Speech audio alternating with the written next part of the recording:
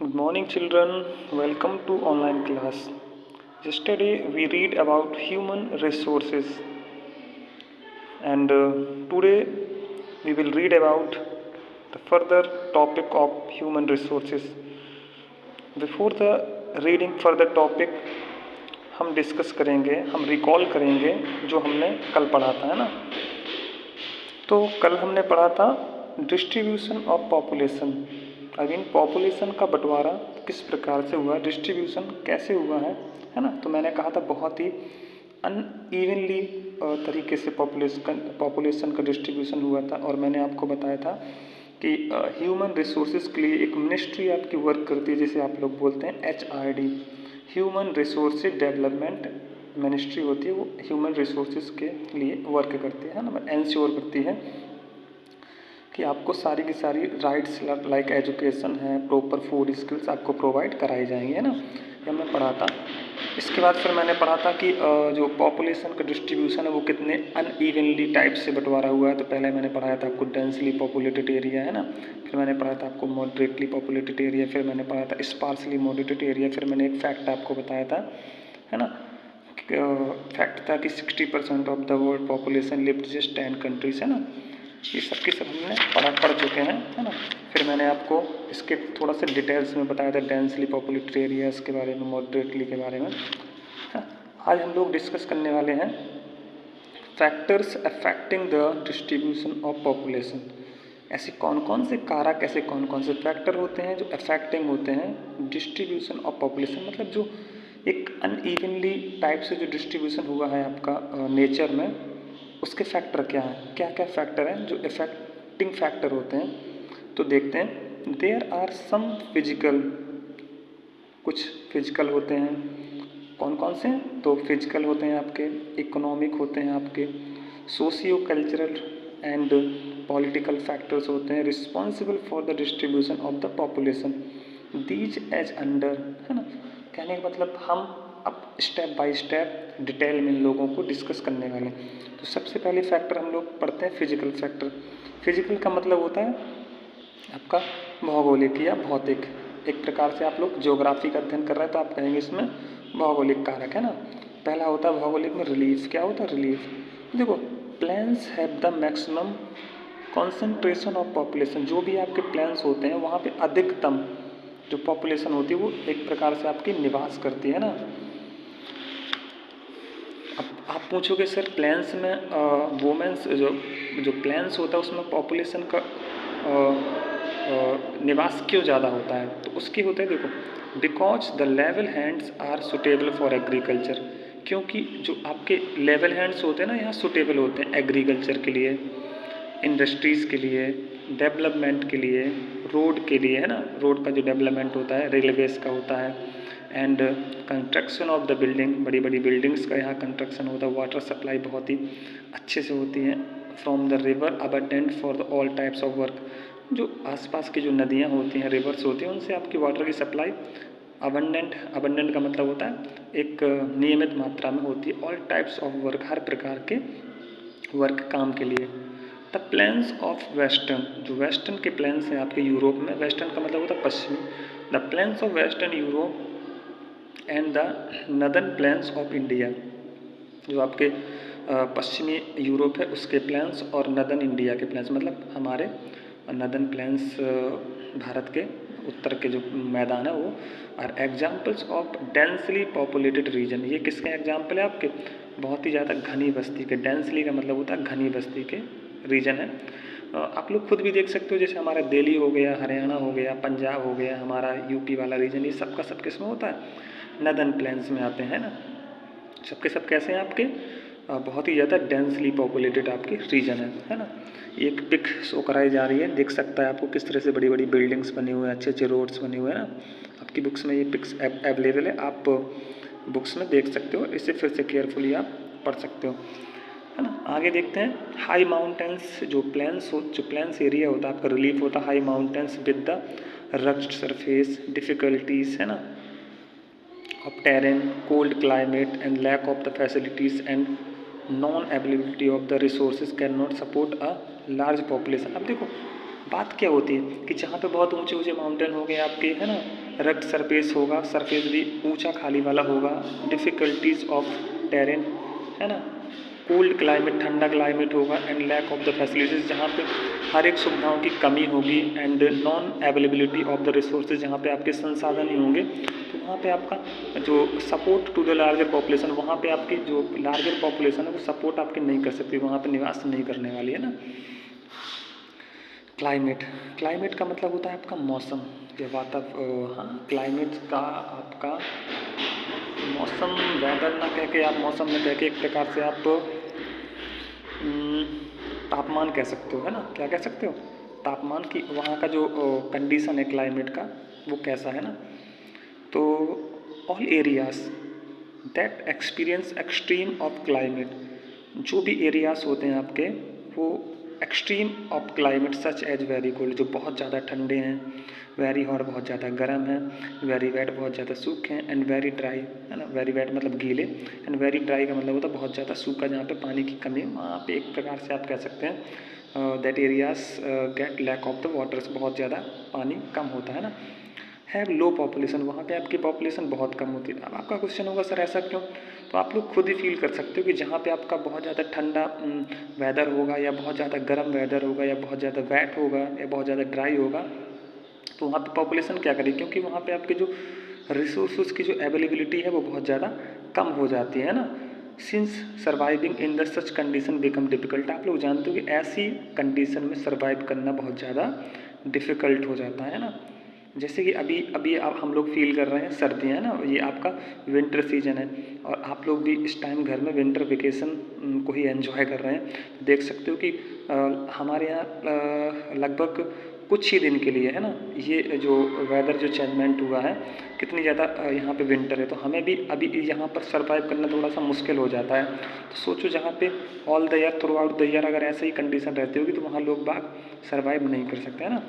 For example the polar region, polar region मैंने आपको बताया था कि हमारे जो ग्लोब होता है उसमें दो पोल होते हैं ना, एक होता है आपका नॉर्थ पोल, एक होता है आपका साउथ पोल। जैसे कि मैं यहाँ पे आपको बना के दिखा देता हूँ, है ना, जैसे मैंने आपको एक प्रकार से मैंने सर्कल बनाया है ना, तो मान लीजिए हमारा क्या है, ग्लोब हो जाएगा ना। तो मैंने कहा ये हमारी क्या इक्वेटर है, क्या है इक्वेटर, ये हमारा हो गया ट्रॉपिक ऑफ कैंसर, ये हो गया हमारा 66 हाफ ऑफ ट्रॉपिक, ये आपका एक पोल यहाँ होगा और एक पोल आपका यहाँ होगा। तो ये आपका एक होता है आपका NP मतलब नॉर्थ पोल होता है, और ये होता है आपका साउथ पोल, है ना।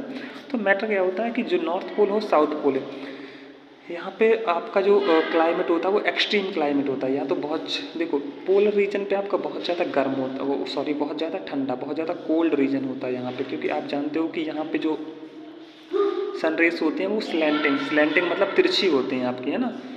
और अब अगर इक्वेटर पे आओगे तो यहाँ पे जो सन रेस होती हैं वो वर्टिकल, आई मीन लंबवत आती हैं, तो यहाँ पे जो आपका टेम्परेचर होता है बहुत ज़्यादा हॉट होता है ना, गर्म होता है ना। तो मैंने कहा polar regions which are too cold, लिखा है ना, पोलर रीजन बहुत ज़्यादा कोल्ड होता है, and the deserts which are too hot, जो रेगिस्तान होते हैं डिजर्ट वो बहुत ज़्यादा गर्म होते हैं, और ड्राई मतलब सूखे होते हैं। Do not support any population, यहाँ पे आपकी पॉपुलेशन सपोर्ट नहीं करती, है ना। जैसे हमारे यहाँ देखा जाए, अगर इंडिया में आप बात करोगे तो इंडिया में आपका है थार डिजर्ट, कौन सा है, थार डिजर्ट, है ना। थार कहाँ पे, ये इंडिया में आपका है ना। और अगर आप वर्ल्ड वाइड देखोगे तो जैसे मैंने कहा सहारा, कौन सा है, सहारा डेजर्ट, ये आपका अफ्रीका कॉन्टिनेंट में पड़ता है ना। अ favourable climate with warm summers, कहते जो फेवरेबल क्लाइमेट होता है, जो एक प्रकार से लाइफ के लिए सपोर्टेबल क्लाइमेट होता है, warm summers and cool winter beside and equitable amount of rainfall, जहाँ पे आपके एक प्रकार से बराबर मात्रा में रेनफॉल होती है, allows for a wide range of the economic activities and the hence thickly populated. कहने का मतलब है जहाँ पर भी आपका फेवरेबल कंडीशन होती है रहने के लिए, बारिश भी अच्छी है, आपका क्लाइमेट भी है, और आपका वेदर भी कैसा है, मॉडरेट वेदर है, वर्षा भी अच्छी होती है, और आप लोग इकोनॉमिक एक्टिविटीज़ के लिए भी यहाँ पे आप इंडस्ट्रियल रीजन को भी डेवलप कर दे, तो वो आपके सब कैसे होते हैं, थिकी पॉपुलेट होते हैं। थिकी मतलब होता है बहुत ज़्यादा पॉपुलेट होते हैं। इसके बाद हम लोग ये हमारा पहला इफेक्टिंग जो हमारा फैक्टर था, पहला था हमारा कौन सा, फिजिकल फैक्टर। अब हम लोग दूसरा पढ़ते हैं इकोनॉमिक फैक्टर। कौन सा है हमारा इकोनॉमिक फैक्टर। इकोनॉमिक का मतलब होता है एक प्रकार से अर्थशास्त्रीय कारक, है ना। एक प्रकार से अर्थशास्त्री का मतलब होता है पैसे से रिलेट करता है वो, कि किस तरह से आपकी एक्टिविटीज़ होती हैं। The region rich in minerals, जो भी आपका जो रीजन होता है वो मिनरल्स, मिनरल मतलब खनिज, खनिज के लिए रिच होता है, खनिज भरपूर मात्रा में वहाँ पाए जाते हैं। अट्रैक्ट पीपल, पीपल को अट्रैक्ट करता है। एंड दस हैव हाई डेंसिटी पॉपुलेशन, इसीलिए यहाँ पे क्या होती है, हाई डेंसिटी पॉपुलेशन होती है। जैसे कि मैंने कहा हमारा नदर्न प्लेन ऑफ इंडिया है, उत्तर भारत का मैदान है, तो यहाँ पे प्लेन्स एरिया है, यहाँ पे लोगों को एग्रीकल्चर करने में कोई मुश्किल का सामना नहीं करना होता। इरिगेशन के बहुत ही अच्छे अच्छे रिसोर्सेज हैं, जैसे हम ट्यूबवेल के द्वारा या कैनाल के द्वारा इरिगेशन, नहर, है ना, ये सब का सब हमें, और हमें इलेक्ट्रिसिटी भी प्रोवाइड हो जाती है। रिवर्स भी है हमारे पास जो थ्रू आउट द ईयर हमें वाटर को प्रोवाइड कराती है ना, तो ये हमारे लिए क्या है, फेवरेबल कंडीशन है। Second, the fertile alluvial and the lava soil can support more population than the desert mountain and the laterite soil. आपकी जो फर्टाइल उपजाऊ जो एलुवियल सॉइल है ना, जो बाढ़ के समय पर नदियों के द्वारा लाई जाती है, लावा सॉइल जो ज्वालामुखी से निकलती है, ये कैन सपोर्ट मोर पॉपुलेशन, ये ज़्यादा पॉपुलेशन को सपोर्ट करती है देन द डिजर्ट माउंटेन। चाहे वो आपका डिजर्ट मतलब होता है एक प्रकार से आपका रेगिस्तान, और माउंटेन मतलब होता है पहाड़ी मिट्टी के थ्रू या लैटेराइट सॉइल के थ्रू ज़्यादा यहाँ पे लाइफ सपोर्ट की जाती है ना। Rivers are important source of fresh water, जो हमारी नदियाँ होती हैं वो फ्रेश वाटर का बहुत अच्छा सोर्स होती हैं पानी का। They supply water for domestic purpose, ये जो वाटर सप्लाई करती हैं वो डोमेस्टिक मतलब घरेलू पर्पज के लिए भी होता है, एग्रीकल्चर के लिए भी होता है, इंडस्ट्रीज़ एंड ट्रांसपोर्ट, आपकी जो बड़ी बड़ी फैक्ट्रीज़ के लिए भी होता है, ट्रांसपोर्ट के लिए भी होता है ना। तो ये आपके कुछ इकोनॉमिक फैक्टर हैं। And let's move the next page. अभी एक वर्ड आया था बेटा बच्चों की, एक वर्ड आया था इंडस्ट्रियल एक्टिविटीज़, तो हम लोग थोड़ा सा उस पर बात करते हैं। इंडस्ट्रियल एक्टिविटीज़ क्या होती है ना, तो देखो डेवलपमेंट ऑफ इंडस्ट्रीज़, जो इंडस्ट्रीज़ फैक्ट्रीज़ होती हैं बड़ी बड़ी, उनको डेवलपमेंट करना हो तो प्रोवाइड्स एम्प्लॉयमेंट, इससे हम लोग अपने लोगों के ह्यूमंस को एम्प्लॉयमेंट प्रोवाइड करा सकते हैं। Opportunities and hence attract people, अगर लोगों को एम्प्लॉयमेंट मिलेगा तो एक अपॉर्चुनिटीज़ मिलेगी तो लोग वहाँ पे अट्रैक्ट होते जाने के लिए, है ना। Therefore the industrial region have high population density, इसीलिए आपने देखा होगा जो भी इंडस्ट्रियल रीजन होता है वहाँ पे बहुत ज़्यादा हाई पॉपुलेशन होती है। एग्जाम्पल के लिए अगर मैं आपको दिखाना चाहूँ तो जैसे कि आप दिल्ली को ले सकते हो, ये सब का सब कैसा है आपका इंडस्ट्रियल, दिल्ली हो गया आपका, बेंगलुरु हो गया आपका, मुंबई हो गया आपका, हरियाणा हो गया, है ना, ये आप गुजरात हो गया, ये ऐसे रीजन है जहाँ पे इंडस्ट्रियल रीजन है और यहाँ पे हाई डेंसिटी पॉपुलेटेड एरिया है। क्यों? क्योंकि यहाँ पे आपका क्या होता है, यहाँ पे इंडस्ट्रियल एक्टिविटीज़ होती है, यहाँ पे लोगों को एम्प्लॉयमेंट आई मीन रोजगार मिलता है, अपॉर्चुनिटीज़ दी जाती हैं कुछ करने की, इसलिए लोग आगे यहाँ पे अट्रैक्ट होते हैं। आपने भी देखा होगा कि हमारे रीजन से भी क्या होते हैं, बहुत सारे लोग माइग्रेट करके जाते हैं। आपने अपने गांव में देखा होगा कि बरसात के टाइम पे जब कोई काम नहीं होता है तो लोग बाग दिल्ली चले जाते हैं, कोई मुंबई चला जाता है, कोई गुजरात चला जाता है, किसके लिए, एम्प्लॉयमेंट के लिए, है ना। तो ये बहुत ही ज़रूरी होता है किसके लिए, ह्यूमन रिसोर्स के लिए हमारा एम्प्लॉयमेंट। और आप देखा होगा कि गवर्नमेंट भी आजकल हमेशा एम्प्लॉयमेंट की बातें करती रहती है ना। थर्ड नंबर है हमारा सोशल कल्चरल फैक्टर्स। अब सोशल का मतलब होता है सामाजिक, और इस कल्चर का मतलब होता है सांस्कृतिक कारक। सामाजिक और सांस्कृतिक कारक हमारे डेंसिटी को कैसे अफेक्ट करते हैं। अब देखो मैटर क्या होता है कि जैसे हम किसी संस्कृति से बिलोंग करते हैं, हम किसी कल्चर से बिलोंग करते हैं, अगर हमारे कल्चर का वहाँ रिस्पेक्ट नहीं है, हमारा सम्मान नहीं है, तो हम क्या सोचते हैं कि हम ऐसी जगह रहने लगें, ऐसी जगह माइग्रेट कर ले जहाँ पे हमारे कल्चर को, हमारे लोगों की कैटेगरीज़ को क्या मिले, सम्मान मिले। तो ये भी बहुत बड़ा फैक्टर होता है किसका, डेंसिटी का, है ना, डिस्ट्रीब्यूशन का। तो इसे पढ़ते हैं प्लेसेस ऑफ रिलीजियस इम्पोर्टेंस, है ना, प्लेसेस जो स्थान होते हैं religious importance as well as cultural activities always attract more number of the people. जैसे मैंने बताया कि आपकी जो कल्चरल एक्टिविटीज़ होती है वो बहुत से लोगों को अट्रैक्ट करती हैं। This is the region dense population of the Varanasi. आपने देखा होगा कि वाराणसी में बहुत ज़्यादा पॉपुलेशन के लोग बग रहते हैं, मतलब बहुत ज़्यादा यहाँ पे क्या है, जनसंख्या है। And Mathura in India, Mathura आप देख सकते हो क्योंकि ये हमारा कैसा है आपका कल्चरल सिटी है, एक प्रकार से कह सकते हो कि आपके वाराणसी हो गया, मथुरा हो गया, इन्हें मंदिरों की नगरी के नाम से भी कह सकते हैं आप लोग। Similarly Vatican City and the Jerusalem are also densely populated, है ना। अब ये आप कहोगे सर ये वेटिकन सिटी कहाँ है, तो मैं कहूँगी ये दुनिया की सबसे छोटी सिटी है। वेटिकन सिटी जो इटली में पड़ती है, दुनिया की सबसे छोटा सिटी क्यों, ये देश है एक आपका, इसका नाम जरूर सिटी लगा हुआ है बट ये एक्चुअली में दुनिया का सबसे छोटा देश है, इसे आप लोग नोट डाउन कर सकते हैं।